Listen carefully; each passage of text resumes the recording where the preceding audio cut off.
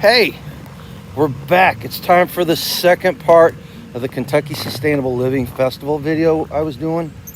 Gotta get the gate open. Morning, gotta get to work, gotta do things. And while I'm doing that, you guys watch this video. I'll link the first one at the end of the video in case you didn't see it. Before we go into the video though, I want you to think about subscribing to the channel. It helps grow the community and it helps just do everything we were talking about in the first video. Really, seriously. So go ahead and think about subscribing. All right, on to the video. I hope you enjoy it. All right, so now we're gonna go up and show you where they're holding the classes. Had some really good speakers here. Chuck spoke, Eric spoke, we spoke. A lot of people, a lot of good speakers. Billy Bond and Darren did that demonstration that I told you about. Just all kinds of good. Aaron T is here. So we're gonna go up and show you one of the classrooms. But look at this. Look at this. There's somebody I talked to. Tell them who you are and what you do. You don't mind me interrupting, do you?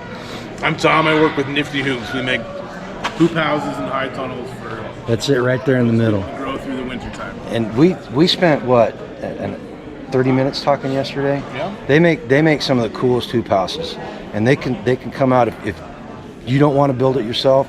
They can come out and put a custom hoop house up in a day.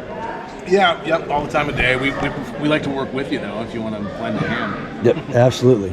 And then the stirrer himself, the troublemaker himself, Mr. Tag.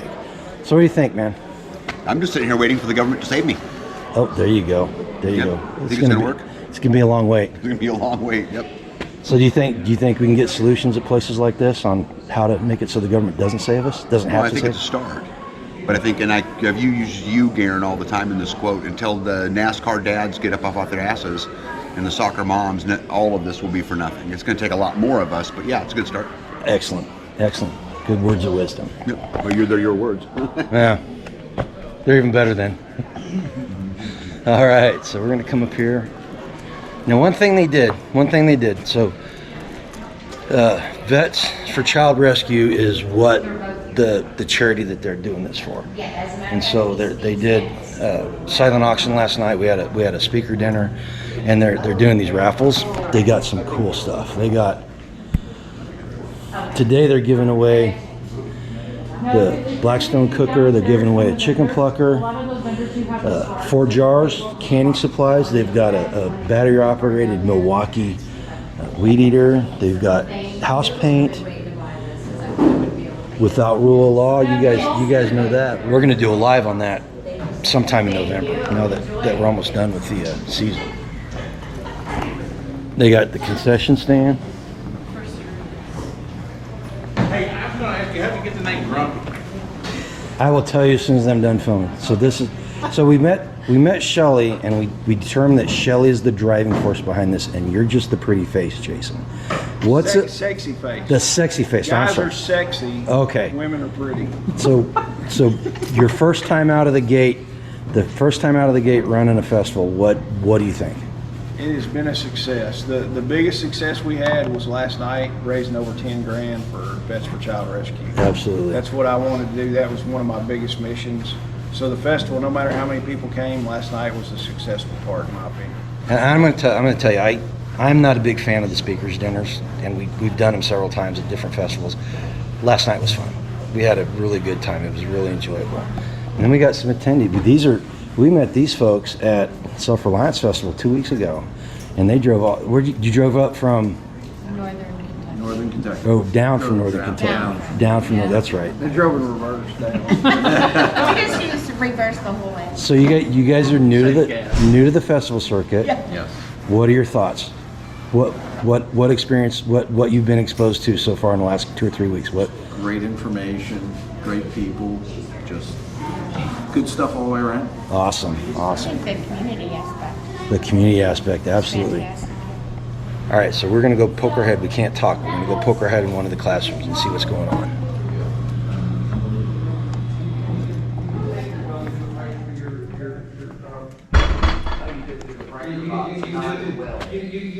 So we got Aaron Erin T is here. She's giving a speech. I do not remember what she's giving a speech on. Is tied to an alternative power source, generator, or something. You need a 220 inverter. You need to come get me that mirror. So that's where we gave our talk earlier this morning. And we're coming over. Oh, there's another familiar face. So Tina is one of the moving factors behind Back to the Land. Her and her husband Chris, who's playing MC. So what do you think so far of the weekend? Oh, it's great. I love it. Absolutely love it. And it's family friendly. Wave. Yes, she just milked a cow. Did you first time? Yes. Awesome. And they've got their own, what's your YouTube channel? Honeysuckle Farm. Okay, now that was going to be embarrassing if I had to remind them what their YouTube channel was. But yeah, I agree. This has been a very good weekend. It's been a fun festival. All right, so that's about it. You can see this is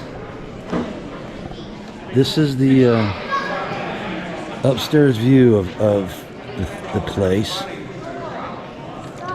Okay, before we go, I want to show you guys something. So you don't just have to be a vendor to come to these places if you've got stuff. So I met somebody yesterday I want to introduce you to.